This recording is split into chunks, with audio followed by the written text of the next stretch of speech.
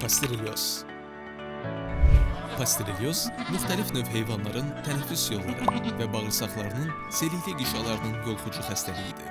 Xəstəlik heyvandan insana keçə bilir. Gedişi ildırımvari, iti, yarım iti və xroniki ola bilər. İldırımvari halda temperatur qəfil 41 dərəcəyə qalxır. Ürək fəaliyyəti pozulur, bəzən qanlı ishal olur. Ölüm bir neçə saat içində ürək zəifliyi və ağciyər şişi fonunda baş verir. İti forma. Bağırsaq, tənəffüs orqanları və bədənin müxtəlif yerlərində şişlər yaranır. Bağırsaq forması. İshal, zəiflik, qan azlığı, susuzluq. Şiş forması. Baş, boyun, döş və ətraflarda iltihabi şişlər. Dilin göyərməsi, çətin nəfəs alma, ağızdan silik ifrazı. Döş forması. Tez və xırıltılı tənəffüs. Burundan əvvəl şəffaf, sonra ilinli axıntı. Nəbzin sürətlənməsi. Sonunda qanlı ishal müşahidə olunur.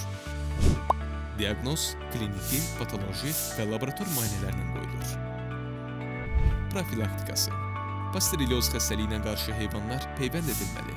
Təsərrüfata gələn yeni heyvanlar karantində 30 gün saxlanılmalı. Təsərrüfat xüsusi məhlulla dezinfeksiya olunmalı və baytarlıq sanitariya tədbirlərinə ciddi əməl edilməlidir. Xəstəliklərdən qorunmaq üçün peyvəndləmə xüsusi əhəmiyyət kəsb edir. Müalicəsi.